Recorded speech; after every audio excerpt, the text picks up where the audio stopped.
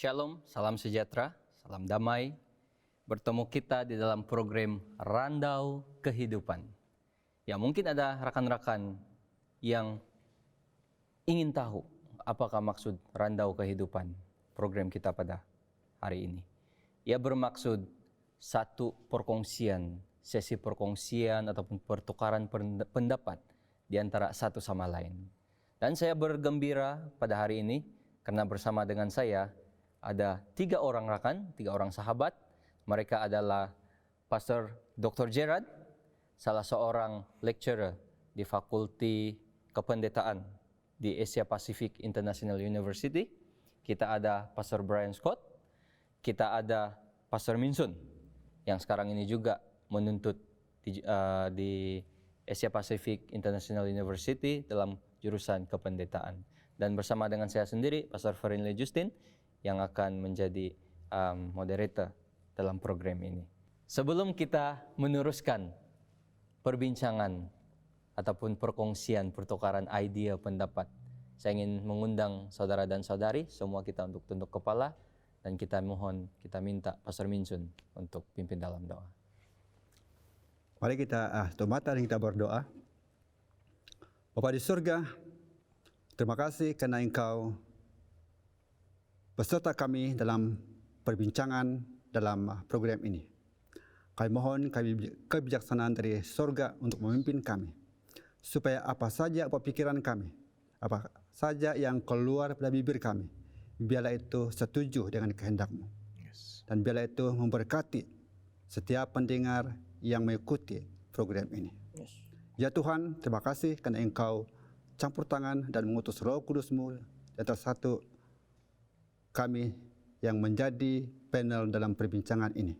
Tuhan, terima kasih Engkau juga memberkati pengacara rancangan ini, yaitu Pastor Ferinley Justin, supaya dia berkata-kata setuju dengan apa yang Engkau kehendaki. Kami mohon dan persembahkan doa ini dalam nama anak-Mu Tuhan Yesus Kristus, Juru Selamat kami semua. Amin. Amin. Terima kasih Pastor Minsun sudah memimpin dalam doa pembuka. Ya, kita akan membincangkan beberapa hal ya yang berkaitan mengenai pendidikan, dan sangat menarik topik ini pada hari ini mengenai pendidikan di Taman Eden. Kita melihat bahwa suatu ketika dahulu pada awalnya Eden itu bukanlah tempat yang mempunyai bangunan yang mana seperti zaman sekarang ada bangunan yang disebut sebagai university ataupun sekolah. Pada waktu itu di Taman Eden tidak ada pun bangunan. Dan bagaimana sebenarnya pendidikan ini berlangsung dan wujud di Taman Eden. Dan kita melihat bahwa di Taman Eden ini ada beberapa watak yang terlibat. Tuhan, Adam, Hawa, malaikat, dan juga iblis. Ular. Jadi inilah yang akan kita bahas. Apakah yang berlaku di dalam sistem pendidikan sewaktu di Taman Eden? Mungkin kita punya rekan-rekan yang ada di sini. Pastor Brian? Bagi saya pendidikan di Taman Eden itu begitu unik. Yang pertama sekali pendidikan itu dia sangat personal, dia sangat pribadi. Di antara Tuhan sebagai pencipta kepada makhluk ciptaannya. Dan apa yang menarik sekali adalah kenapa proses pendidikan itu harus diteruskan. Sedangkan kalau kita baca dalam penciptaan manusia, sebenarnya Tuhan telah menciptakan Adam dan istrinya Hawa itu dalam penuh kesempurnaan. Jadi apakah proses pembelajaran yang seharusnya mengambil tempat di Taman Eden ini? Dalam segala keunikannya, secara pribadi yang saya cemburui sebenarnya, ya, formal saya rasa tidak formal, ya, karena mungkin tidak ada jadwal waktu. Buku teks pada masa itu belum ada Alkitab, dan semuanya disampaikan secara casual, ya, antara sahabat, antara Tuhan dengan ciptaannya yang begitu dikasihi. Jadi ini adalah antara beberapa persoalan yang mungkin sedang bermain dalam pikiran kita tentang intipati daripada pendidikan itu sendiri. Sama ada ianya menjurus lebih kepada pembentukan intelektual, pertumbuhan secara mental, ataupun lebih kepada pertumbuhan secara watak ataupun karakter ataupun moral, ya, perwatakan kita. So mungkin ada pendapat lain yang mungkin boleh menjawab beberapa persoalan ini. Ya, mungkin Dr. Gerard. Saya ingin bandingkan pendidikan pada hari ini di mana kita ada secara formalnya, kita ada bilik darjah, classroom, kemudian guru dan silabus, subjek dan sebagainya. Kalau kita bandingkan dengan apa yang berlaku di Taman Eden itu, kita melihat bahwa mereka seperti Pastor Brian katakan tidak ada buku teks, tetapi kita mempunyai buku yang dipanggil alam. Dan di sanalah Tuhan menyatakan kebaikannya dirinya melalui ciptaannya yang baik. Dan kita melihat bahwa apabila Tuhan sudah menyelesaikan ciptaannya selama 6 hari itu dikatakan very good, sangat baik. Dan Tuhan sendirilah yang menjadi guru pada masa itu. Dan kita melihat bahwa Adam dan kemudiannya Hawa, apabila mereka melihat Adam sejurus selepas dia diberikan kehidupan, orang pertama yang dia lihat adalah penciptanya. Sama juga dengan Hawa. Orang pertama yang dia lihat adalah penciptanya, tetapi orang yang kedua dia lihat adalah suaminya. Dan di sana kita melihat bahwa selain daripada hal-hal yang dilihat di alam, Tuhan juga melihat bahwa hubungan sesama manusia juga sesuatu yang boleh dipelajari melalui hubungan dengan Tuhan sesama manusia. Ya, dan mungkin lebih banyak yang boleh kita kupas sebentar lagi. Dan daripada pendapat tadi kita boleh melihat bahwa Tuhan telah memberikan tanggung jawab kepada Adam dan Hawa. Dan kalau apabila kita melihat di dalam buku Kejadian 2 ayat 15, kita boleh melihat Tuhan telah memberikan tanggung jawab kepada Adam dan Hawa untuk menjaga taman itu dengan baik. Dan saya ingat ini adalah satu arahan, arahan untuk menjaga taman itu dengan baik. Dan ini juga termasuk di dalam pendidikan sebenarnya. Bagaimana cara Tuhan mahu mendidik supaya manusia yang pertama itu mempunyai pekerjaan mungkin. Karena kita melihat bahwa tujuan Tuhan mencipta Adam dan Hawa pada waktu itu bukan untuk membiarkan mereka hidup rileks saja. Tapi Tuhan telah mengamanahkan sesuatu untuk mereka lakukan pada waktu itu. Dan inilah mungkin satu pendidikan yang kita boleh lihat di awalnya. Saya ingin menambah sedikit di sana sebab sangat menarik sekali apabila kamu mengatakan bukan rileks saja. Sebab kan apabila kita melihat bahwa dari zaman Taman Eden sebelum kejatuhan ke dalam dosa lagi, kita sudah melihat bahwa pendidikan itu adalah yang kita panggil holistik. Mereka tidak rileks, mereka bekerja. Tuhan menyuruh mereka bekerja, itu adalah physical. Kemudian Tuhan menyuruh Adam untuk memberikan nama kepada binatang-binatang tertentu. Adam menggunakan inteleknya dan sebagainya. Saya tertarik dengan perkataan tanggung jawab yang kamu tekankan tadi, Pendeta. Tanggung jawab ini memang sesuatu yang harus demand ataupun menuntut kepada usaha ataupun mungkin pengorbanan lah, ya, karena apabila Tuhan sudah memberikan tanggung jawab itu, maka dalam obligasi kita ya sebagai ciptaannya ini untuk menuruti dan memberikan yang terbaik. Dan itu merupakan satu, kalau kita semua melihat pendidikan menuntut kepada satu rasa kepertanggungjawaban, ya, dan itu sangat menuntut untuk kita memberikan yang terbaik dalam apa yang kita lakukan. Dan inilah yang sebenarnya yang membolehkan mereka begitu menikmati sebenarnya persekutuan dengan Tuhan dan juga menikmati berkat yang diberikan dalam bentuk alam itu, dalam bentuk taman, dalam bentuk buah-buahan dan segala keindahan yang mereka nikmati di dalam taman itu. Dan untuk menjaga taman itu sebenarnya bukan senang, tetapi mungkin sebelum dosa senanglah ya. Tetapi sesudah dosa kita akan baca nanti bagaimana kutukan itu juga datang. Bagaimana Pastor Minsun? Ya, saya tertarik dengan statement yang dikemukakan oleh Dr. Jared tadi, bahwa alam ini merupakan satu silibus ataupun pelajaran yang diperkenalkan Tuhan kepada manusia yang pertama. Jadi ini menjembatkan masa Tuhan. Jadi Tuhan tidak perlu untuk introduce buku teks yang perlu dikeluarkan untuk menyesuaikan keperluan manusia. Sebab dia gunakan alam ini sendiri. Bagaimana manusia mengenal pencipta dia berdasarkan apa yang diciptakan oleh Tuhan dalam semesta ini.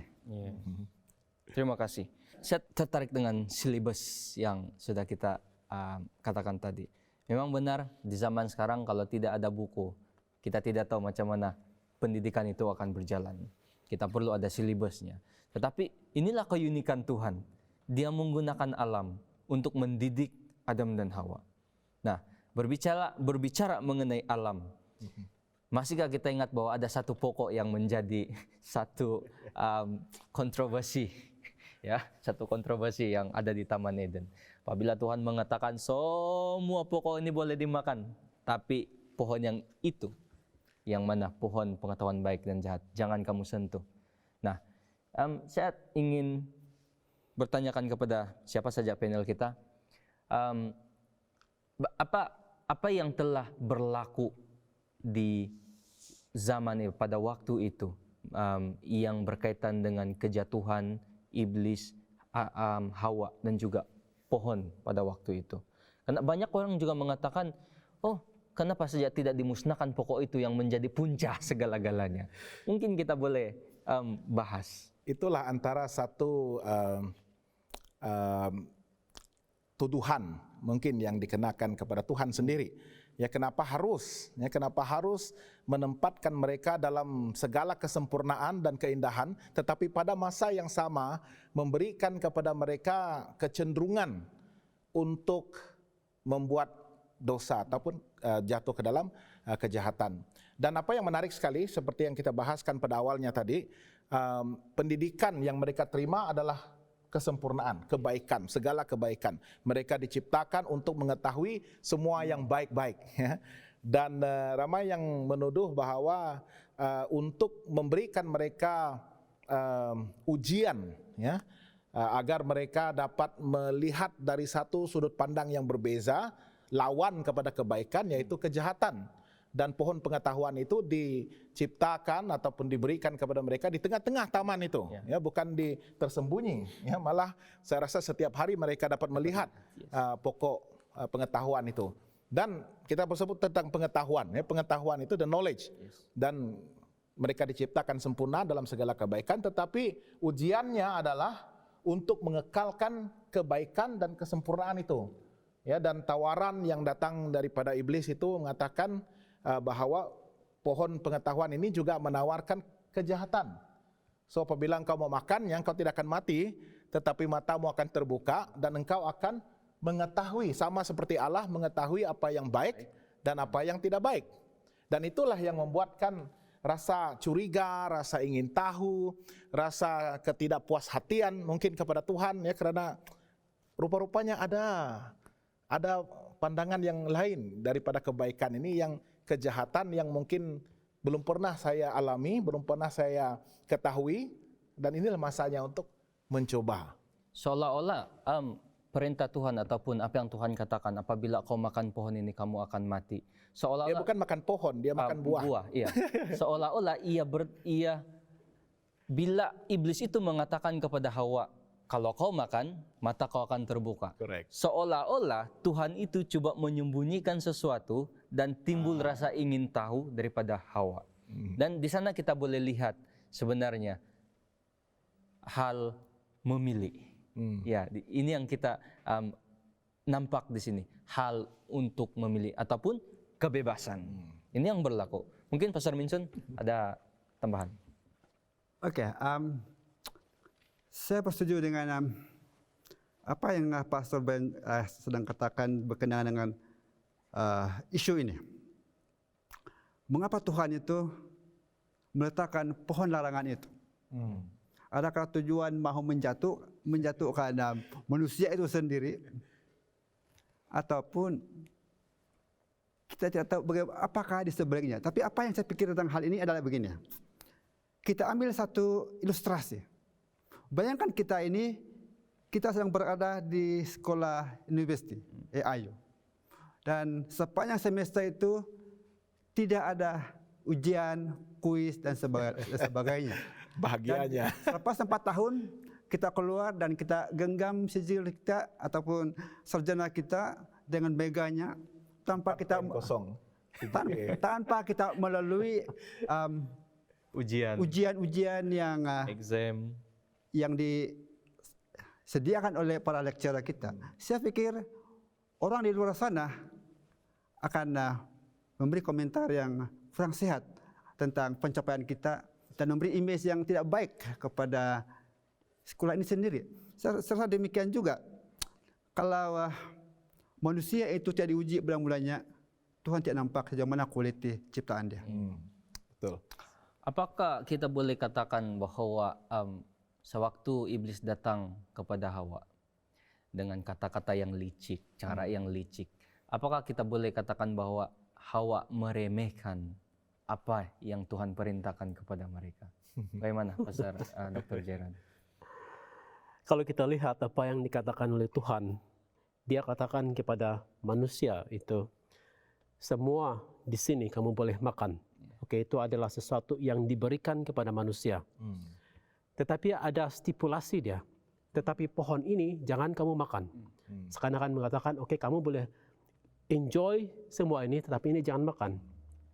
Implikasinya adalah, sekiranya kamu tidak makan ini semua kamu punya.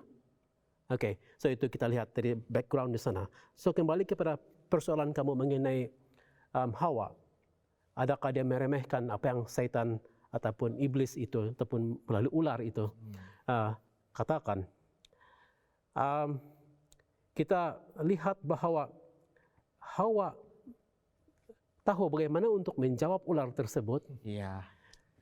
Dan dia tahu apa yang Tuhan kehendaki mengenai jangan makan pohon larangan tersebut. Cuma apa yang Hawa lakukan ataupun perempuan itu lakukan, dia tidak melengkapkan apa yang disebut oleh Tuhan sebenarnya. Sebab apabila ular itu berkata kepada Hawa, adakah Tuhan mengatakan, betul-betul dia katakan, jangan makan daripada pohon di taman. Hawa mengatakan, kami boleh makan buah-buah di pohon di taman ini. Tetapi buah di tengah-tengah itu Tuhan katakan, jangan makan atau sentuh atau kamu akan mati. Nah, di sana ada sesuatu yang Hawa katakan. Sebab Tuhan katakan, you will surely die. Tapi Hawa mengatakan, you will simply die in a sense, begitu. Jadi ada sesuatu yang macam tidak betul di sana. Saya pikir manusia ini selalu pandai modify, dia kasih modify something. Sangat natural ya, sangat semula jadi ya manusia ini sebenarnya. Saya rasa pertemuan ataupun ya titik approach ya pendekatan iblis itu memang dalam suasana yang sebenarnya begitu tepat. Apabila selama beberapa ketika manusia itu, saya percaya kecurigaan mereka terhadap pokok pengetahuan itu bukannya hanya berlaku pada saat itu, ya, karena mereka memerlukan masa untuk proses apakah sebenarnya intipati daripada arahan Tuhan ini untuk bukan makan, jangan mendekatinya, jangan kau sentuh, ya, dan barulah kamu makan, ya.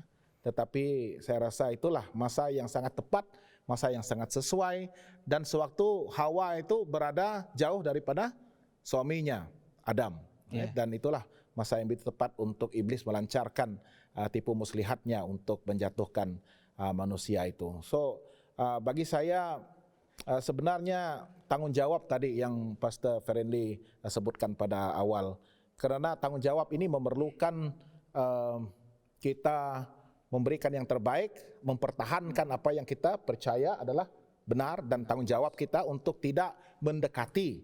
Ya, tetapi dalam konteks ini Hawa sudah lari daripada tanggung jawabnya. Ya. Dan itu sebenarnya tanggung jawab itu sangat menuntut kepada kesetiaan kita kepada sesuatu yang kita tahu yang benar, yang kita kerjakan. Dalam kata lain, integriti itu harus ada ya pada setiap kita yang telah diamanahkan dan telah diberikan tanggung jawab yang besar, apalagi oleh Tuhan. Dan saya tertarik dengan pada Pastor Gerard tadi mengatakan, yang lain itu kau punya, tetapi pohon pengetahuan itu it is not yours, bukan kau punya, itu adalah milik saya. Ya, dan prinsip persepuluhan, nah bukan persepuluhan lah ya, karena banyak buah-buah di sana, tetapi dalam kata lain ya ini pemilikan. Ya, konsep mengakui akan pemilikan Tuhan itu. Ya, semuanya kita punya, boleh makan buah anggur, buah durian, buah mangga, buah apple, buah macam-macam buah. Tetapi satu itu Tuhan yang punya. Iya. Seperti yang Pastor mention tadi, saya dapat sedikit dapatan daripada kita punya pendapat dan idea. Pohon kehidupan, pengetahuan baik dan buruk itu umpama satu final exam orang kata kepada Adam dan Hawa. Dan kita boleh melihat akibat daripada pelanggaran itu, mereka telah dibuang. Kalau kita di kelas, ya, kalau kita di sekolah, di university, kalau kita gagal sekali, mungkin kena bagi warning. Dan next semester kalau kita gagal lagi sekali, kita mungkin akan diberikan orang kata vacation 1 semester, dibuang. Bukan juga dibuang langsung. Tetapi apa yang berlaku kepada Adam dan Hawa, kita melihat bahwa mereka telah diusir daripada taman itu, dan itulah keputusan daripada pendidikan yang berjalan sewaktu mereka berada di dalam Taman Eden. Kita boleh katakan mereka gagal mematuhi apa yang Tuhan sudah perintahkan kepada mereka. Ya, saya ingin menambah sedikit di sana sebab saya tertarik dengan yang kita sedang perbincangkan di sini. Apabila kita bandingkan antara konsep apa yang Tuhan nyatakan kepada Adam dan Hawa, sangat jelas. Dia katakan jangan makan, pada hari ini kamu akan mati. Dengan jelas dia katakan tidak ada sembunyi-sembunyi, tidak ada tapuk-tapuk orang bilang.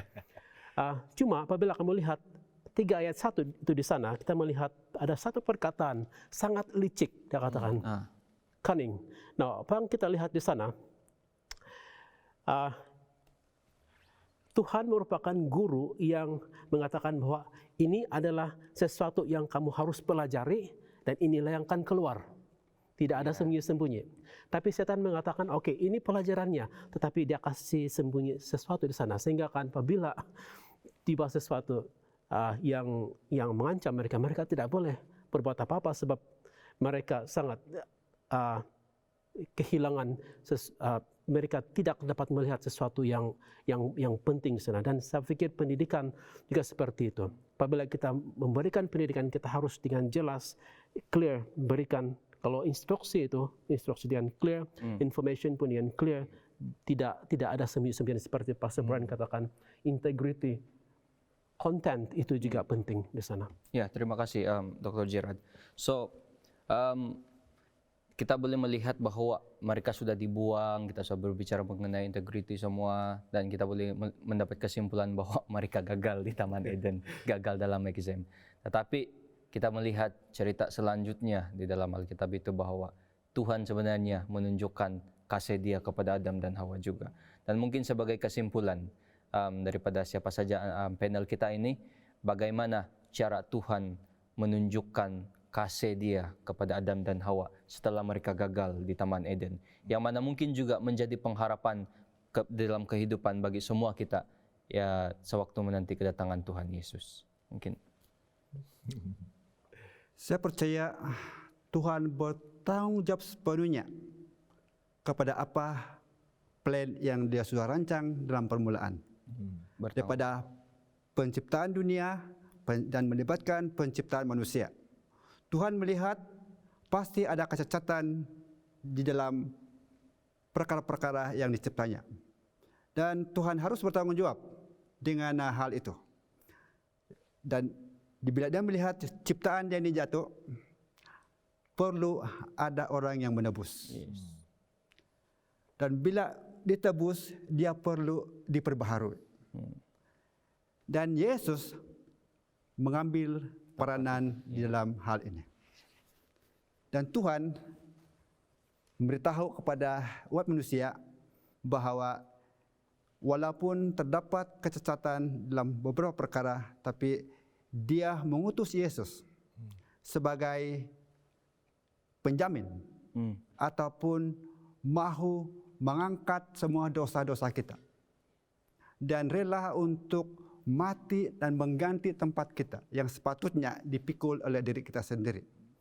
Dan saya percaya Tuhan berjaya untuk melaksanakan apa yang dijanjikan sejak di Taman Eden kepada manusia yang pertama. Amin. Ya, terima kasih Pastor Minsun. Satu lagi yang saya ingin tambah di sini adalah berkaitan dengan kemurnian pendidikan itu, yang harus dijaga, dipelihara dan dipertahankan.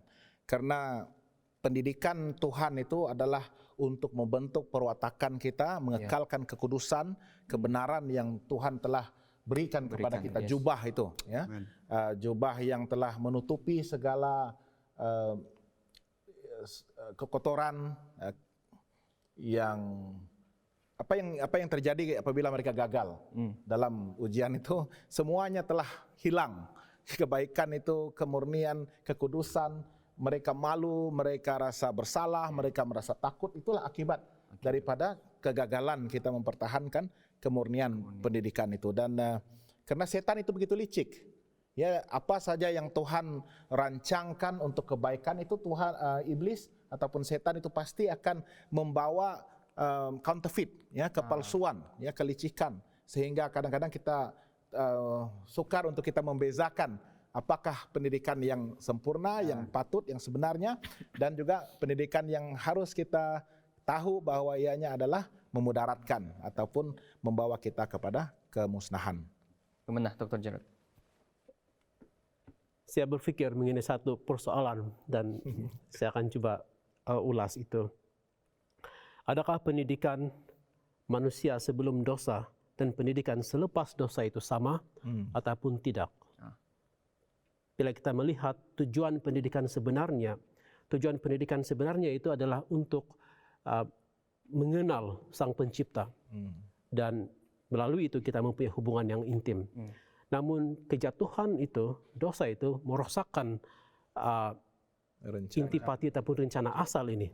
Tetapi Tuhan tidak berhenti di sana, sebab ada sesuatu yang kita panggil dalam istilah pembelajaran seperti ini, yang kita panggil penciptaan semula, recreation. Dan dalam recreation ini, di mana Tuhan mencipta semula, di dalam diri individu itu, image Tuhan yang telah dirosakkan.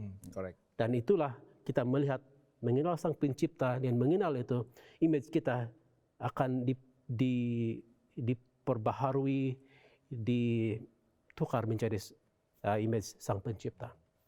Terima kasih. Ya, kita dapat mendengar, kita dapat input yang begitu baik daripada tiga rekan yang ada di sini, daripada cerita pendidikan yang bermula di Taman Eden, sewaktu kejatuhan Adam dan Hawa, maksudnya kegagalan mereka, dan kita boleh melihat di akhirnya bahwa Tuhan tidak pernah membiarkan. Dia bertanggung jawab di atas kegagalan Adam dan Hawa. Dan itulah Tuhan yang kita sembah. Dia tidak akan membiarkan kita terus jatuh. Dia menyediakan tangan Dia untuk terus membantu kita berdiri kembali. Itulah Tuhan yang kita sembah. Saya ingin mengucapkan sekali lagi terima kasih kepada Dr. Gerard, Pastor Brian, dan juga Pastor Minsun karena meluangkan masa di dalam program Randau Kehidupan. Saudara-saudari, sebelum kita berpisah, saya ingin mengundang kita semua untuk tunduk kepala dan saya pimpin dalam doa. Kita berdoa. Bapa di surga, terima kasih sudah menyertai kami dalam perbincangan sebentar tadi. Banyak mungkin persoalan yang masih ada dalam pikiran kami. Tetapi kami percaya Tuhan tidak pernah berhenti untuk memberikan jawaban kepada kami melalui Roh Kudus Tuhan. Dan Tuhan mempunyai pelbagai cara untuk membantu kami menjawab persoalan dalam pikiran hati kami. Kami juga berdoa untuk para penonton yang menonton, kiranya mereka juga diberkati dan kiranya mereka juga disentuh oleh Roh Kudus untuk terus setia di hadapan Tuhan. Terima kasih Tuhan, Engkau sudah mendengar. Terima kasih Engkau sudah menjawab. Dalam nama Yesus kami berdoa. Amin. Amin. Saudara-saudari, jangan lupa untuk bersama kami di dalam program yang akan datang. Tuhan memberkati kita semua.